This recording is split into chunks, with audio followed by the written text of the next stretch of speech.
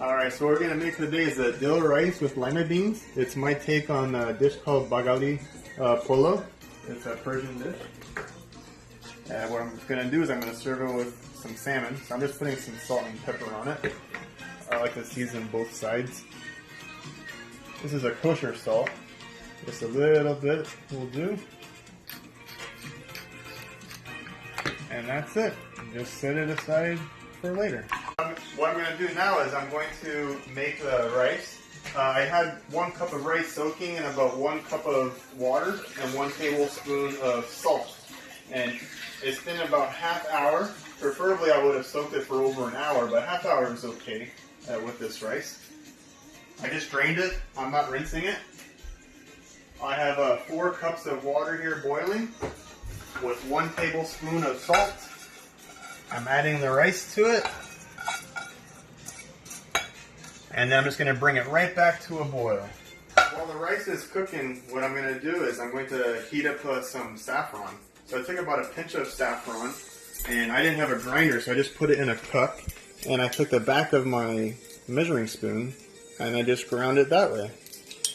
So it comes out perfect. And what you do is, this is about a 1/4 teaspoon of saffron, and I'm adding it to 2 tablespoons of hot water. And I'm just going to let it steep.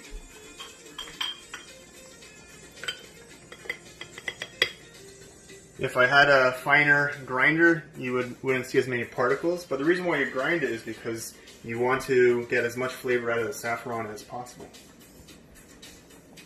Now that the water is boiling, you want to take a look at it. You can see that the rice is coming up, going to the surface. Once the rice is going to the surface, that's when I start my timer. So I put it to 4 minutes, give it a little stir. So once 4 minutes is up, I start tasting the rice. I turn down heat just to like a little bit over medium, just so I can have just a gentle simmer. And after 4 minutes, you taste the rice, and it should be not completely cooked, about half cooked, kind of like when you make a pasta and it's al dente. Alright, the rice has been cooking for about 4 minutes. I tasted it. It has a perfect tenderness to it, not too tender, not too underdone. It just has the perfect amount. And what I'm doing is I'm just putting it into a strainer. And I'm just rinsing it with water and getting rid of as much starch in the rice as I can. I have a little bit over, I have a big heaping spoon of 1/3 of lima beans in there. Actually 1/3 cup. And then I'm going to take about 1 tablespoon of dried dill, mix it all in. And then I have a little bit of fresh dill. I'm going to mix that in too. Just get a little bit of a rough chop. Leave the stems out of it. And then you add it to it. And then you just mix it very gently. You want to be very gentle because you don't want to break the rice up into small pieces. So this is what our rice is going to look like when it's done cooking. And now what I'm going to do is I'm going to take about 1 tablespoon of butter. A little bit of olive oil, just so the butter doesn't burn.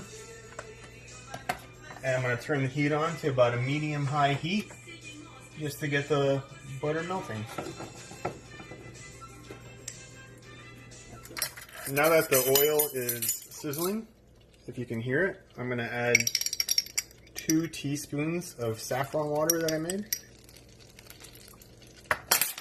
Just mix that around. And I'm going to add just some of the rice, not all of it at once. Just enough to cover the bottom.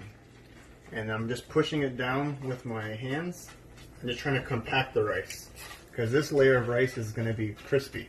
It's going to make what they call the tadik, the bottom of the pot. Just add a little bit more.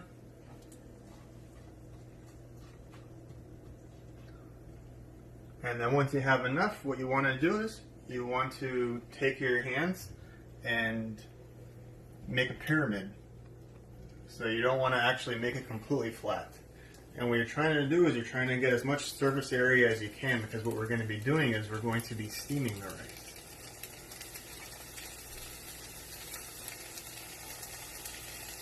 So if you hear that, The oil is just a little bit too hot right now. Lower it down. I have it at medium-high heat, but now I'm moving it a little bit closer to medium. And then I'm going to cover the pot and just let it cook. Alright, it's been about 10 minutes. What I did was I melted about a tablespoon of butter, and I'm going to add that to that saffron water that I made. Just mix it up a little bit. I'm going to open this. And I'm going to add all of this to the top of the rice. Get a nice flavor of butter and saffron, and have a beautiful saffron color. Alright, now what you want to do is you want to take a towel and you want to put it underneath the lid, and then you want to put it on top of the pot. And what that's going to do is it's going to keep the steam in there, and also going to keep the water from condensing right back onto the rice and basically steaming the rice. Put the heat on low, and I'm going to let it cook for about 40 minutes. Cooking the salmon, the rice is about 15 minutes. I have the heat on about a medium-high heat. The oil's smoking a little bit, so it's just a little bit too hot. That's okay. Put the meat side down on the salmon. Turn the heat down a little bit. And we just let it cook there for just a few minutes until the bottom side is done. I have it on about a medium-low heat. So the fish has been cooking. I had it lower to low heat because the oil was starting to get a little bit too hot. And now I'm just going to flip it over carefully. Now half of the salmon is already cooked from this part all the way top. Now we need to cook the bottom part. When you're cooking the skin side down, you want to be a little bit careful because the skin has a lot of fat. It also has a tendency to burn, so you want to cook it usually at a low heat.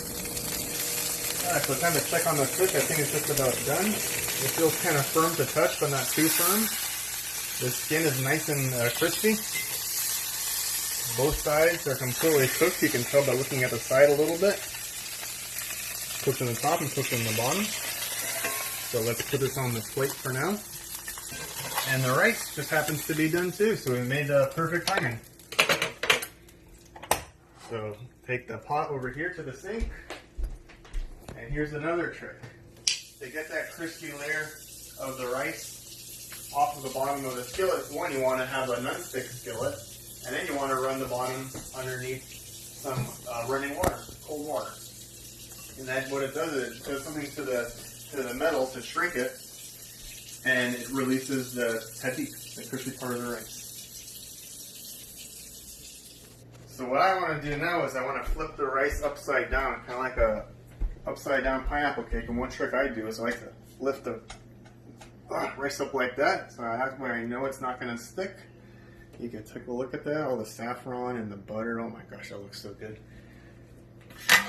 You take a pan or a plate, whatever you have, flip it over, and then you just gotta hope that the tahdig is done properly.